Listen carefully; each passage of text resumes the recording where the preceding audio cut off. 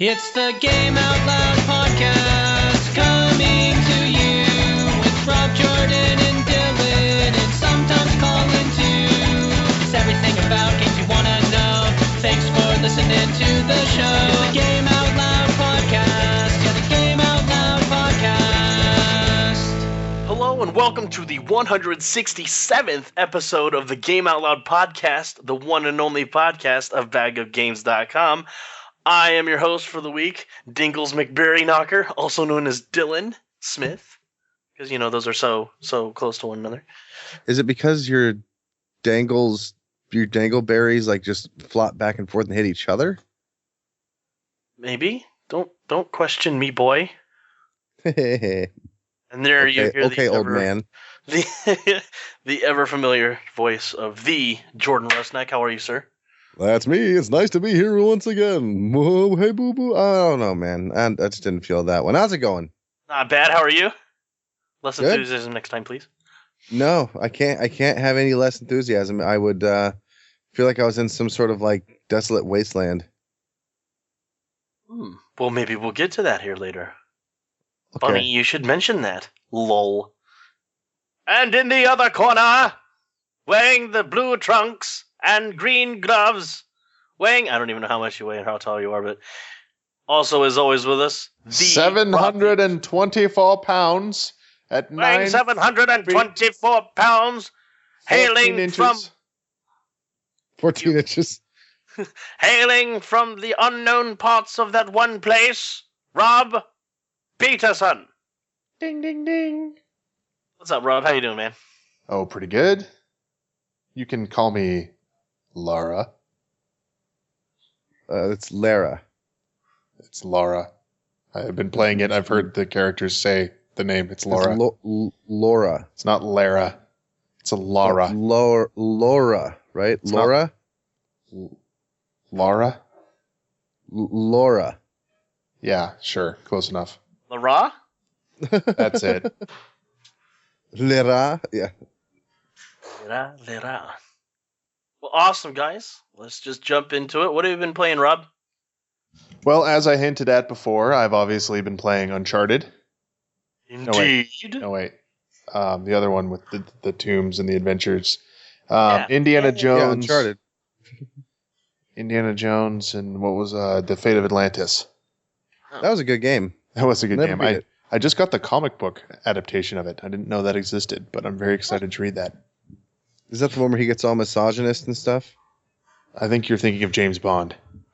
Oh, yes, my bad. I confuse those two all the time. Easy mistake to make. You're still an idiot. I picked up Rise of the Planet of the Tomb Raider. What? Rise of the Planet of the Tomb Raider? Gotcha. Okay. Cool. Yeah, no, I picked up the new Tomb Raider game, Rise of the Tomb Raider, on the Xbox One. I guess it also released for 360. I don't think anyone bought it for that. Hardly anyone bought it on the Xbox One. I don't know what they were smoking, releasing it the same day as Fallout 4, but I saw that it came in like fourth for sales in the UK. So, not very good, which is a bummer because the game is actually very good. It really takes what they did in the 2013 Tomb Raider and expands on it and polishes it up and cranks it up to 11, and like I'm having a blast with it. It's really, really fun. Nice. Sweet. That's cool. So it's still pretty much the same gameplay as all the other Tomb Raiders that we've become so well acquainted with. There's only really one more. Yeah, it's really more like just the 2013 one. They do go back to a lot of the themes and settings that you'd expect to see in the older games. Like there are a lot more tombs. There's a lot more like exploring ancient ruins and just doing very Tomb Raider-y stuff that was like in the first one, but not really. It wasn't in there as much as people would have liked. That's like front and center here. And some of these tombs are awesome. Like there's still side things that you explore, but so much thought's been put into them. Like the one I just finished it's like a ship that these people hiked. They put on stands and hiked across the land, and it actually fell down a cliff face and got frozen and stuck on the side of the cliff. Just it's just little flourishes like that make everything really cool. And obviously they've had a lot of time to polish the mechanics, which were already pretty good in the last game. So you have these very deep crafting systems for Laura's bow and her pickaxe and various other weapons that you get in the game. And it gives you a lot of options for character building, especially early on. And it's just really well made, really well polished. The writing's good. The acting's good. The visuals are beautiful. I mean, just some of the places you see in this game are just like, oh my God, looks fantastic. And the character of Laura herself is just super well realized. There's so many little animations and little details that they got right on her character that you don't see a lot in games, even modern games. It's just impressive. It just the whole thing just oozes quality. Does she have all those terrible, terrible death scenes as well in this game? Not as much, not really anymore. I mean, maybe one or two so far, but for the most part, they're just pretty standard deaths. They don't go out of their way to be gruesome like they did in the last game. Gotcha. You'll still die a lot. And some of that, I mean, that's just part of the design of the game. It's like in an Uncharted game, which is what this is most similar to, it's usually really clear what you need to do. And this game's a little more open and a little more willing to let you fail and fuck up. So you will see those death animations and those death screens quite a bit. Mm-hmm. That's always fun. I had loved having that stuff in there, like watching her get her neck impaled through the soft pallet. Ugh. Great stuff. Yeah, no more Laura's wacky island slapstick adventure. No more? Fell down, hit every stone on the way down. Yeah, she did. The first third of that game was just Laura just sucking, just falling, tripping, getting hurt. And she does get hurt in this game too, but it's not front and center. Because now, the idea is the last game she was becoming Lara Croft. Now she is Lara Croft. She's a seasoned adventurer. She doesn't have to learn this shit anymore. She's been there, done that. She's really a pro at this point. And they play with that. She does some cool shit. Some of the mountain climbing and some of the acrobatic stuff that she does, that she pulls off, is just there's a lot of wow moments in the game, which is impressive for something in 2015. We've seen a lot of stuff in games. So to be to sit there and go, holy shit, is kind of cool. Yeah. Day and date with Fallout, I don't think it stands up. I'm with you, but if they have a really good, compelling argument, I will buy that game. Well, you need something to play on your new Xbox One, so I would recommend getting it in the next few months. Absolutely. I wouldn't wait a year for the PS4 version, that's for sure. How about a few months for the PC version? Maybe, but like I said, you have your Xbox One. That's what it's out on right now. I mean, I don't know. If I were you, I'd part of the reason I got it was I kind of wanted to have something to play on my Xbox. It's just kind of been collecting dust, especially with Halo 5 being 3 hours long. So, yeah, how happy were you about that? Yeah, not very happy. It took a little while to sink in how short it was because I replayed the first section 2 or 3 times with different people, just kind of switching off. But then when I went back and started replaying it, I was like, man, this game is really fucking short, really short. Just done. You're just I blinked and it was gone. Yeah. I will replay it once one of you guys gets it so we can do the co-op if you get it, because I think that's where it's going to really shine. But as far as just replaying it again solo, not going to happen. Gotcha. Fun. Yeah. Oh, so we'll if have to do that. Yeah, if you have an Xbox One and you're trying to figure out whether to buy Halo or Tomb Raider, for sure. Tomb Raider's really, really good if you're into that kind of, tightly scripted action game. Yeah, if you like Uncharted on the Xbox. Yeah, although it doesn't feel like an Uncharted ripoff. There's some similarities, but the tone of the Tomb Raider games is very different, and also the layouts. You're much more in a hub in Tomb Raider, whereas in Uncharted, you're just kind of, you're jet setting across lots of locales. This is a much more centralized game. Good. Well, right on. What else you been playing, man? That's it, aside from our topic game. Indeed. All right. Well, then, Jordan, what have you been up to, man? So I played a little bit of Ori and the Blind Gears of War. Okay. Nobody? Nope. Anybody heard that game? That wasn't, no, never heard of that game. It sounds kind of like 2 other games, but that specific game I've never heard of. Oh, maybe that's okay. That sorry, my bad. I misspoke. Ori and the Blind Forest and Gears of War. That's Oh, correct. well, they're so similar. I can see why they'd kind of run together. Yeah, they kind of feel like the same game. Yeah. So I played some Ori and the Blind Forest. It's a little atmospheric, side-scrolling puzzle game that I like quite a bit. I don't know what I was expecting, but it wasn't that. You're this little like glowing sprite animal thing that's trying to save the forest, and it's nice to have a good side-scrolling adventure. Oh, I also played Max and the Curse of Brotherhood. Never heard of Have it. you guys ever heard of that one? Nope. So that's another side-scroller. I guess I was on the side-scroller kick. Where you play as a character named Max who has this magic marker that can alter the world that he's in, and his little brother is playing with his toys, so he looks up a evil spell to make his brother go away, and it actually happens, and he's like, no, and chases after him to save him, right? So classic save your brother tale. And he goes and he's trying to traverse this world, and he ends up getting this magic marker that you can use to like solve puzzles and change things in the world. It looked a lot more freeform when I saw it originally, but it's still a lot of fun. You have different things you can click on and enlarge, or like if you have specific powers on your marker, you can like draw vines and they'll just free flow, and you can try to connect and solve the missions. It's a really, really fun little game. And yes, this is on the Xbox One. Excellent. I was just playing on my Xbox One when I did all this stuff.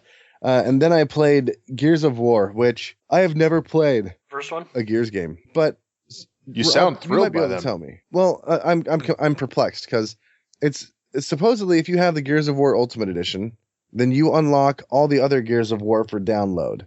Have you figured out that that's the case? Huh? So if you have the Gears of War Ultimate Edition, somehow that entitles you to all 4 of the other Gears of War games that are backwards compatible on the Xbox One to the 360. Like that enables you to get those if you have that. I did not know that. I do have that. I will never use that information, but that makes it seem like a better deal now that I know that. Well, it's a great deal if you can figure out how to get. Yeah, sorry, it's a great deal if you can figure out how to get them. Because I can't figure out how it actually unlocks. Yeah, so Gears of War Ultimate Edition comes with old games. The Xbox One remake will come with 4 free games of Gears of War. In other words, you won't have to repurchase these games on the Xbox One. Yeah, but I don't understand how to get it. I don't have a code or anything like that. So I don't know. Maybe I'm just out of luck. Oh, well, I noticed that when backwards compatibility launched, that some of my old 360 games I own digitally started appearing in my to download queue. Yeah. So maybe they just start popping up when they're ready to go. Like BG&E HD, the Beyond Good and Evil game popped up. I was like, oh, sweet. So I'm going to check that out. I actually downloaded it, but I didn't get to play any of it. So I'm wondering if maybe that's how that works. Did you notice that they changed the dashboard? I barely even had an understanding of how the old dashboard worked, and I have to learn it again. God, I hate it. I hated the old one. I hate the new one even more. It's like, Yeah. There's some awkward stuff. Like, it's really hard to get to the list of all the games you own. Like, Right? not that are Shouldn't downloaded. that be like right up front? Yeah, you would think. Logic would dictate that, I think. But yes, I did that. Gears of War is weird. I'm not very good at third-person cover shooter games. The more I play on my computer, the more I lose fine manipulation of the thumbsticks on a controller.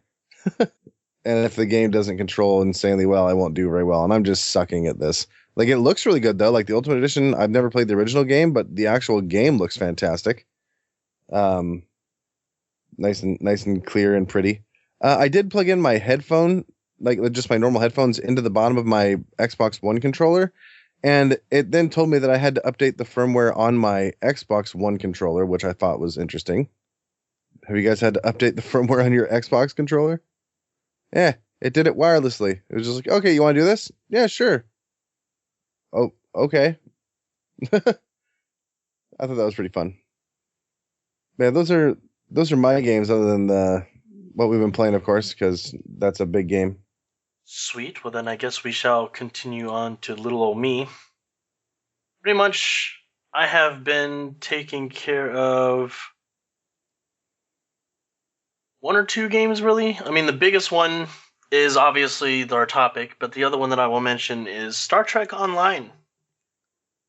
So you boldly went where millions of other people have gone before. I've already been before. Yep, it was awesome.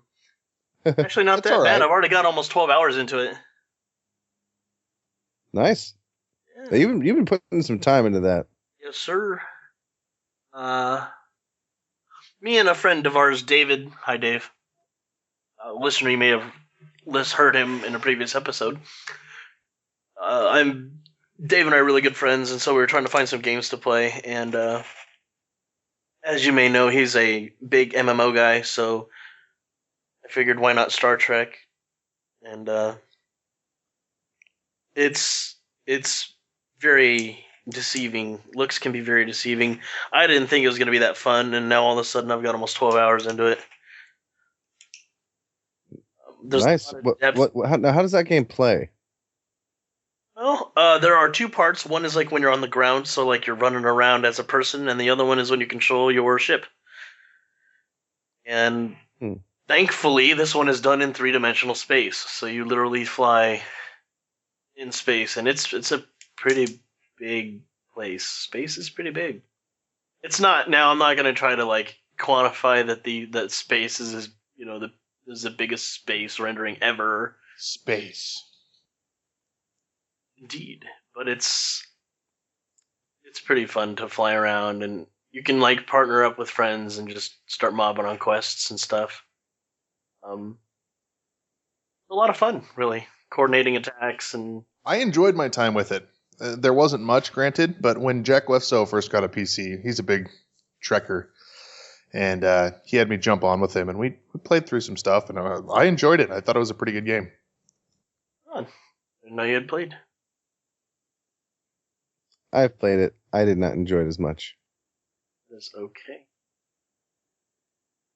I'm digging it, so that's exciting. And then really the only other thing is our topic for the week, so I guess that pretty much just sums it up for me. Nice. Indeed, which means guess what time it's for? Guess what it is? What time? What time, Dylan? What time is it? Tell me what time. Is it time for Lose a Life? Is it hammer time? Hammer time, indeed. No, it's time for extra points. Da da da da. Woohoo! We don't own the rights. It's time for extra points, part of the show where we talk about the book, movie, TV show, or other piece of non-video game related media that we were into this week. And since I started with Rob Jordan, what is your extra points? I've been listening to the Joe Rogan Experience. Still. What? Still? More Joe Rogan, more Joe Rogan. Well, I've told you about Joe Rogan, like, personally, but not on the podcast.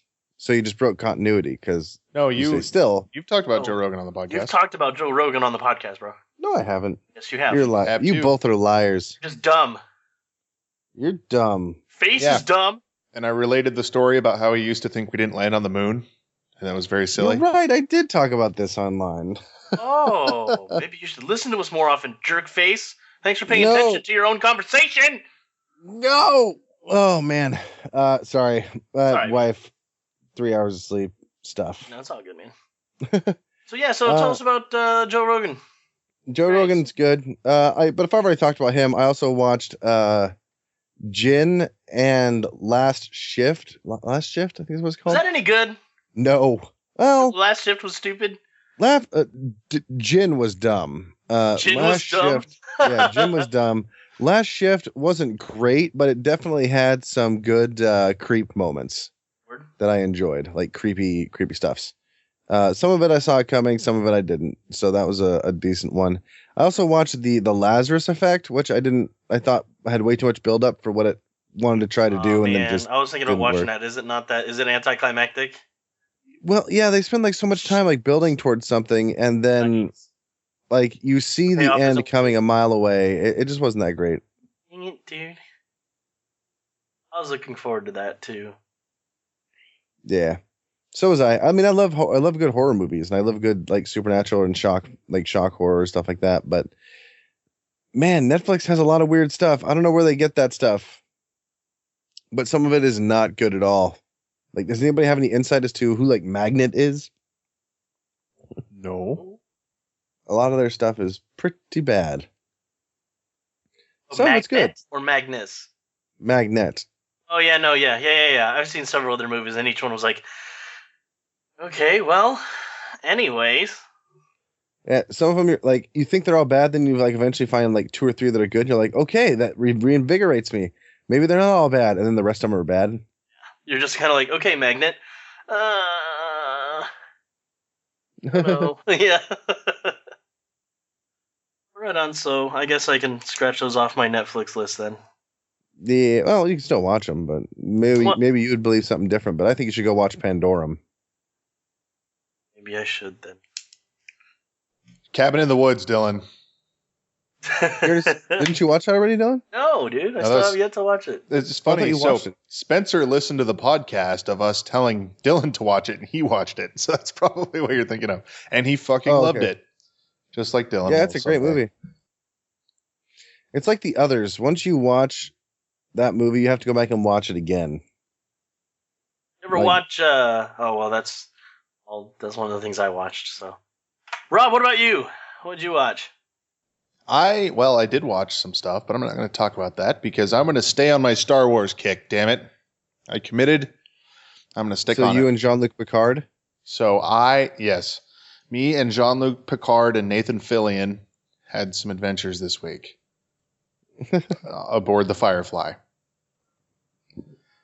The Galaxy-class starship? Traveling through Stargates.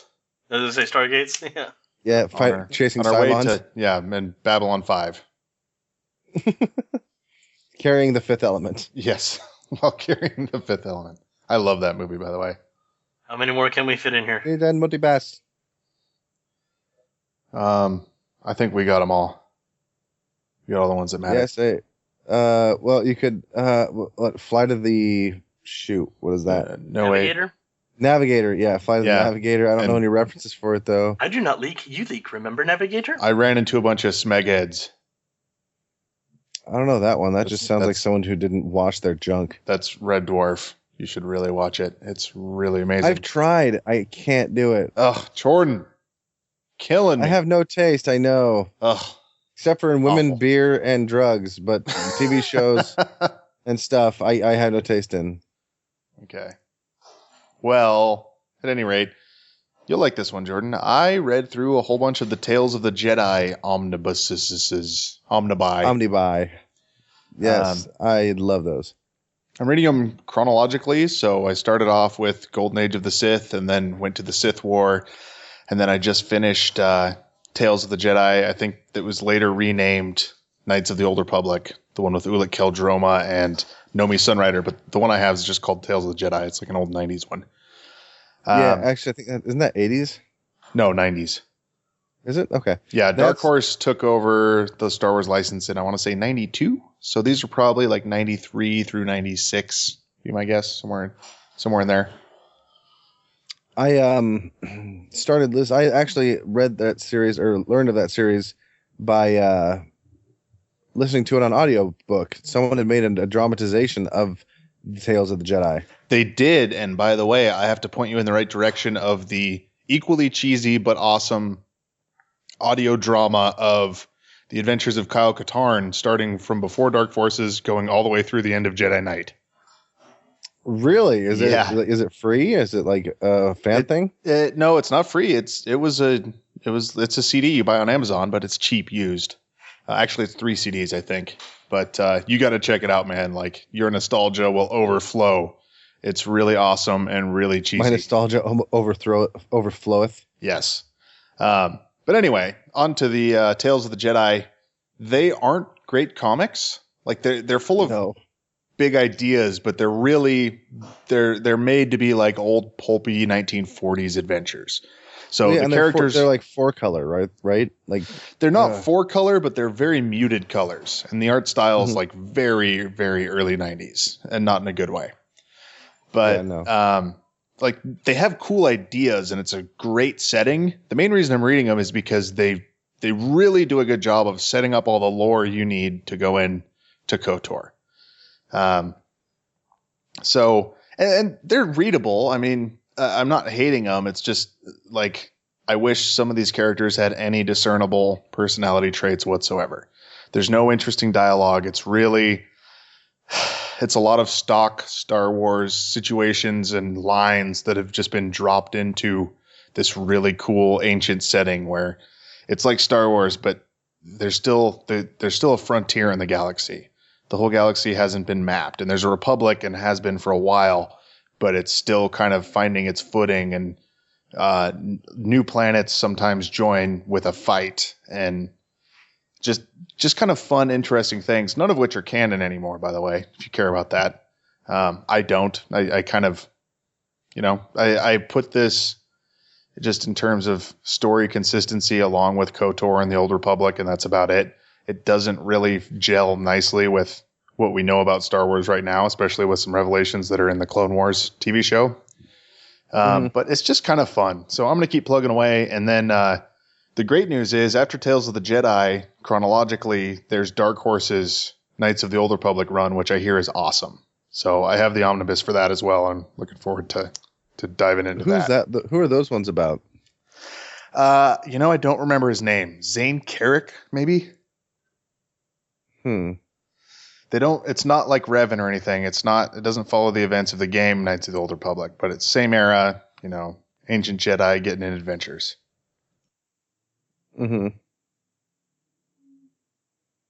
Nice. I like those quite a bit. Indeed.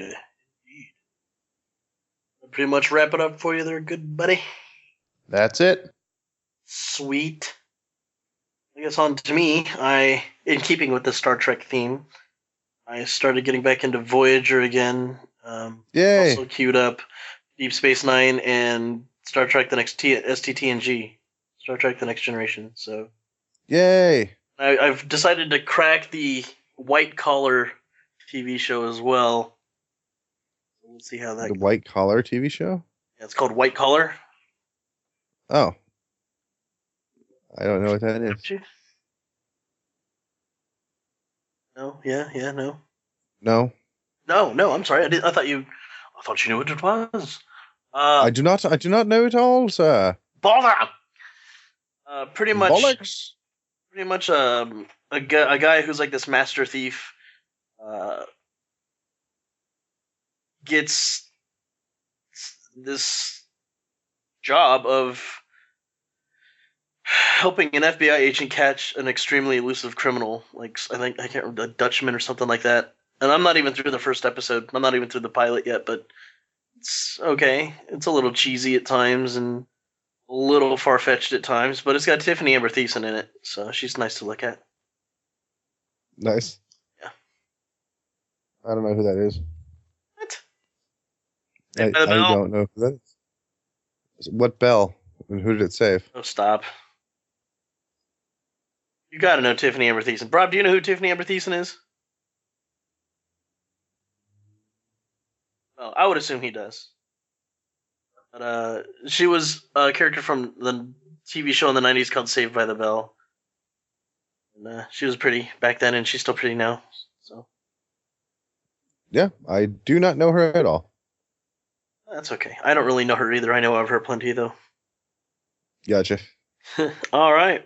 Well, I guess that wraps it up for this first half. When we come back, we'll be talking about the elephant in the room, Fallout 4. So hang out, kick back, enter kickback mode, kick it with some music. We'll be right back. Talk about Fallout 4. Peace. The Game Out Loud podcast. Yeah, the Game Out Loud podcast. And we're back. Thanks, listener, for hanging in there with us. Glad to see you're still kicking around, hanging around with us cool kids, because we are pretty freaking cool. At least I think we are. Speaking of cool, let's just get down to the nitty gritty. Fallout 4. Rob, go. It's pretty good. Word. Yeah. I've been having I've been having some problems with it. It always seems like my CPU is trying to catch up to my memory. You know what I mean? Yeah. It kind of feels like my computer's memory RAM away. Oh. well, that's one of those puns there from Jordan. So this next song is by the Carpenters. Oh God, yeah, you're doing that guy. What is he doing? Oh, yeah. What is that? I love that guy. That DJ is awesome. I think he's my DJ? favorite Fallout DJ ever. Through the Fallout with me, baby. Yeah. Have you met him yet? I've not yet, no. Me neither. I hope that he's like a super mutant and that's how he talks. That would be a great twist. So quiet and hesitant. He's just wanting milk. Yeah, he has no DJ abilities whatsoever. He stumbles over his words and gets nervous. I just love it. It's so perfectly awkward. Yeah. I've actually met him. I think. Oh, have you? I think. Oh, nice. I saved somebody who was on the radio, but it wasn't him. Fallout 4, guys, come on! Like, I'm not the only one who's disappointed in this game, am I? I'm not disappointed. Of course, I had reasonable expectations. I was not a huge Fallout 3 fan, so I was kind of went in going, and I've been having a lot of fun with it. And also, no bugs yet. Still 16 hours. I know that dude, you're lucky. I know. Apparently, Nick Tolvey texted me, and he said that he's had 2 game-breaking bugs so far. Oh no! Of course, he's put in more time than me, but yeah, he had to load old saves and backtrack and shit. So that's on the PS4. We're all playing PC, but the game runs like butter. It's never crashed on me. I've never had so much of a hiccup in the graphics. I mean, I guess building my PC for stability worked out because I'm not having any of the issues people seem to be. I have faces popping in. I'm like, well, that's a really weird texture for that face. And then like the actual face will pop in. I've had it so my character like will move as if he's over encumbered when he's not over encumbered.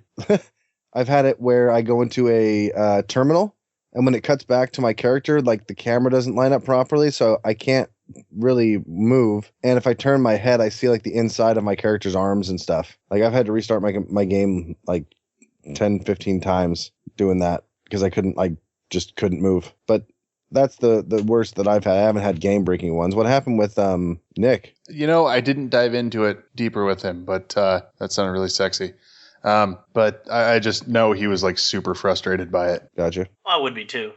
I haven't actually looked into any stability issues. Obviously, for the console, it's not even on my radar. But like for the PC, either I haven't really tried to look into any kind of issues. One issue I am having now that I've thought about it is when I try to launch the game, my screen will go black like it's loading the game.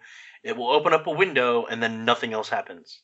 Yep, I've had that too. And then you have to like restart your computer. No, I just have to exit. I control shift escape, and then I open task manager, close that window, relaunch it, and then it launches fine. I had that happen to the point where I couldn't even get to task manager. All I had was a black window, and Fallout 4 would like stay up. It sucks. Weird. Well, that is weird. Another observation I've had so far: best voice acting in a Bethesda game ever, by far.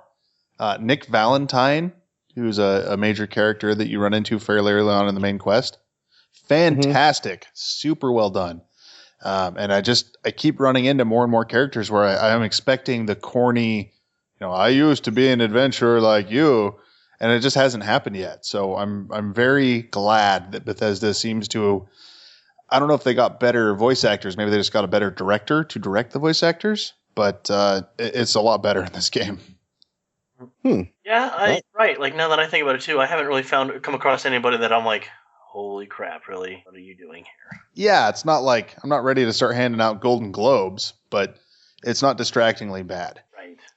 What's distractingly bad is their version of teaching you how to play the game. I wanted to talk about this because I actually found it refreshing that they don't hold your hand. They just go, you fucking figure it out. Yeah, well, fucking figure it out, but still give me the tools. Like, you don't fucking say, go build a house, and I don't know how to use a goddamn hammer. You at least tell me how to use a fucking hammer. Like they gotta give the handle part. Yeah, like how many people do you think who just came to Fallout knew how to use VATS or what VATS even was, or that there was a VATS system? Did that even come up in the tutorial? I never saw it. I didn't either. I think it mentioned it briefly, but I don't think it never showed you how to do it. Yeah, because I went and I was like, hey, I played for like 2 hours and I still haven't gotten anything about like VATS. What's going on here? I had to look it up in the menus to figure out how to do VATS.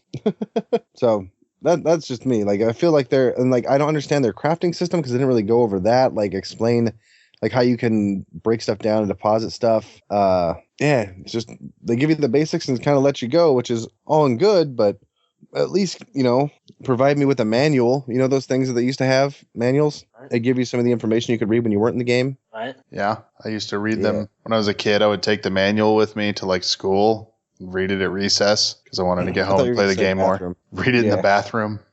Yep, I do that too. I miss that. Not that specifically, but I miss... What, Remember Jordan? the You don't Undying do that manuals? anymore Oh no, I'll just go find old random manuals and then take them in the bathroom. It's fun. at the elementary school? Yeah. Remember the Undying? Is it Clive Barker's Undying manuals? Those were great. Like the journal and all that stuff. Yeah, I have one of those somewhere around here. So do I. So do I. But yeah, I bought the But game digitally, so I don't know what it comes with. I saw some pictures. Actually, I think Vimesy tweeted a picture from the collector's edition with like a super nice looking leather bound book. I thought that maybe that was the manual, but I don't know. On Fallout? Yeah. Interesting. I didn't realize it actually packs something in like that. That'd be kind of cool, but I highly doubt that's the actual manual. It's probably just collector's edition. Well, let's see. I mean, where do they keep the digital manuals on Steam? We can just look right now. Here. Right click, view. Usually it's on the right hand link side. That's what I thought too. So maybe it doesn't have one. That's crazy. What's a game I know has a manual? Yeah, it is over there. Arma 3 has a manual over there, but Fallout 4 doesn't. It does, but not in the digital version. So, whoops. That's just yet another way the PC version of this game was a fucking afterthought. Right? Fun. PC on this, I wish was so much better. That is for sure. I'm playing on my TV with my 360 controller. I gave up with the interface. It's just like, I can't do it. It's too awkward. It's clearly not designed for keyboard and mouse, or even like tweaked for keyboard and mouse. It's just god awful. Even the way you select dialogue options, just ugh. I'm not having any problems with it. You just use the arrow keys. Oh, is that what it is? Yeah. Oh, I say, because I'm having a lot of trouble with it. Use either click on it or use the arrow keys. One or two. Sweet. Yeah, I mean, I'm having a lot of fun with it. I've put in 18 hours already, and yeah, I can't really quantify where I'm at other than like revealing spoilers, and I really don't want to do that at all. Gotcha. Yeah, but it's a lot of work to be done still. A lot of work to be done, but some really cool stuff just happened in my game, so I'm like, this whole new thing just started, and I'm really excited to see what comes of it. Yeah. Yeah. Yeah. Sorry. I find it to be a little overwhelming, but I think that's just because I'm not used to having such a large world and being like a responsible adult. You know what I mean? Like the last time a game like this came out, that was a Fallout. I was 7 years ago, so I was like 21. Well, play video New Vegas was what 4.5 years ago, but I didn't play it. Yeah. Well, I'm also enjoying it. Like I said, my expectations were a little lower, so I've been pleasantly surprised by it. I'm a little just slightly disappointed by how Fallout 3-ish it is. It really, I mean, yes, it's more polished and they fixed some stuff with it, and they included the construction and crafting systems, but minute-to-minute gameplay really feels a lot like Fallout 3, which is not necessarily a bad thing. Fallout 3 had some cool stuff about it, but I was just kind of hoping for a little bit bigger step forward from Bethesda, especially with the massive budget they must have had for this game. And if there's one little disappointment I can say about the game, aside from the PC port, that would be it. But in general, like when I finish a quest, I immediately want to go start another one. I'm having fun. There are memorable characters for once. A first in a Bethesda game. So I really like that aspect about it. The plot seems fine so far on the main quest. Like I'm interested in it, but it's not blowing my mind. And it's a little weird that they give you the power armor so early, because like it's not super clear to me how much I'm supposed to be using that, because it's really, really OP. Yeah, I agree. It just kind of they gate it behind using those stupid power cores, right? I think I found like 2 of those during my gameplay so far. Oh, I have 4 of them, so I've got tons of power armor that's usable, and I just kind of made a self-imposed thing where I don't use it unless I need it. So if I feel like I'm going into a place where it's going to be gnarly, I'll hook it up. But beyond that, when I'm just wandering around, walking around, doing side quests, not using it. Yeah, neither do I. I mean, I hardly ever use it. Like I said, I have a little bit of power, but I'm like, well, I'll just go in. It would probably make a few things a lot easier that I've gone and done. Like that's for sure. Hello? I'm here. Oh. So like, no one responded. Where's Dylan? Dylan where's the host? I totally got muted. I'm sorry. I've been like blah blah blah blah blah blah blah blah blah. Hello? Blah, all those blah, jerks blah. just keep fucking talking over me. I don't understand. Butthole. No, I'm Like I said, though, there's a lot going on in my game that just happened. Are you guys affiliated with any factions yet? I joined the Brotherhood. I joined the Minutemen. I am both. I joined both of those. Yes. Yes, I am both, and it's very interesting. Rob, I would recommend joining the Brotherhood, but that's all I'm gonna say. I hear that quest is awesome. In fact, Colin texted me and he was like, I just had the holy shit, this game is amazing moment in the Brotherhood. I know exactly what he's talking about. I know exactly what he's talking about. What is he talking about? I don't want to know. I'm gonna say you'll have to play to find out. Is it the first thing you do with the Brotherhood, or is it farther on? No, it's farther on. Okay. Definitely further on. So. Yeah, I think it's cool. One interesting thing about this, because we're getting a lot of open world games this year, but this is a reminder of how much more detailed the simulation is in a Bethesda game. Nothing in this game feels parceled off or like it's going to reset or doesn't feel MMO-ish, like you're going to enter a, what do they call them? Help me out here, Dylan. What? Like areas that are separate from the rest of the world in an MMO. Instances. I'm not Dylan, but I can answer that question. Yeah. It really feels like you're just in a big sandbox where the simulation's always on and it's super detailed. Like the amount of stuff you see in the world that's interactive, that has physics enabled on it, you can mess around with. That like if you're building a town that you can demolish. You guys gone around demolishing shit yet? I haven't messed with that town building stuff. Oh, the town build. Yeah, dude. I went through Sanctuary, and yeah, I cleaned that shit up. It's pretty great. It gives you the feeling of being in a place, which is very nice. It does. It like a little more palpable. Lack of a better term, control over what really is going on. Like, yes, yeah, that makes sense. I mean, you don't feel like there's a bunch of tricks happening behind the scenes to clean everything up the way you do in like an Assassin's Creed or even The Witcher 3. This game is maybe a little smaller in scale than those games, but much deeper in detail. Oh yeah, definitely. Are you guys dying a lot in this game, or is that just me? That's just you. Yeah, that's just you. No, there have been times where I've not realized where I am or what I'm doing, and I have had my rear end handed to me several times. I don't feel there's enough impact when you take damage. You know what I mean? Like it feels. Oh no, if you get shot in the head and it's a critical strike, your vision will go. Oh yeah, but like it's the general damage I don't see. Like I've died so many times not knowing that I was being shot from a distance. Huh. I have no idea. I've been playing very defensively because I'd heard it was hard. So I kind of approached it with that mindset. So I got a sniper rifle early on. I crouch a lot. I stick to the shadows. I try to attack them before they attack me. So that's made the game a lot easier. If you run in Jordan Rusnak, balls out, fucking crashing, kicking doors down, yeah, like you're gonna be humbled. Yeah, that's not how I'm doing it. You can't prove it. Yeah, says the guy that plays Thief as an action game.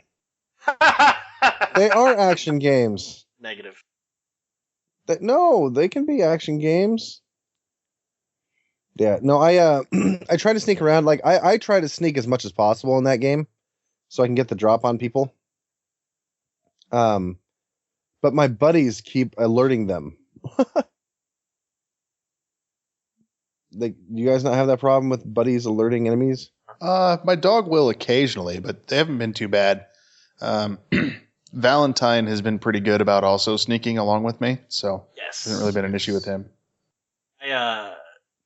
I know that if they are seen, then the enemies will be like, hey,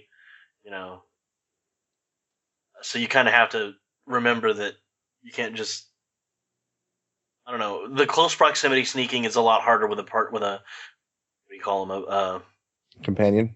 Companion, yeah, thank you. With a companion, I can't, like, if you're trying to do the whole, like, sneaking around pickpocketing them, the age-old Fallout trick of planting an active mine in their pocket and running off. I love doing that, but I'm not trying it this because I like having the companions. Very interesting dialogue options have actually already come up between the Brotherhood and the guy you just mentioned, Rob. Nick. Valentine. Yeah. Yeah, I'm also amazed at how much dialogue changes depending on who's in your party. Like, that's pretty crazy. That's a new Bethesda thing. I like it, so. And it looks pretty. I'll give it that. Like, it's not like gangbusters different. You know, it looks pretty. The lighting and shadow engine are what really sells it. There's no more of the crusty, pixelated shadows that you get in so many games. And the light just looks particularly vibrant and like it's bouncing all around. Those God rays. Very luminous. Yeah. Like I said last week, the facial animations are still a little behind the times, but still way better than any other Bethesda game. So there's that. Right? Bethesda's doing a good job, like at least updating their stuff. I can't wait to see what they do when they actually rewrite the engine. Like come up with something completely new. Yeah, 10 games from now. Yeah, right. But yeah, it's a good Bethesda game. Like I've run into the Bethesda jank. I shot the head off of a crow. That was pretty nice. Nice. I've thought about shooting at the birds, but I haven't actually done it yet. Yeah, just pulled my pistol out, bam. That's one thing I do like. People are of mixed opinion on this, but I do like the fact that you can actually treat this game like a shooter, unlike Fallout 3. Like in this, if you aim down your sights and you're accurate, most of the time it'll go that way. In Fallout 3, you could be aiming at somebody and your bullets will all go like out to the left or around them or whatever because your skill wasn't high enough. That still happens to me in Fallout 4. Yeah, but not nearly as much to me, at least. Like, I feel like it's much more acceptable to play and possible to play like that. So, I don't know about you, Dylan. Did you play Fallout 3? Yes. Have. And you're right. Like, it was kind of detracting and somewhat frustrating that you'd be ADS, aiming down sights, and your bullet would go to the right somehow, even though you're using a object that is funneling the object you are firing in a pretty specific direction. Right.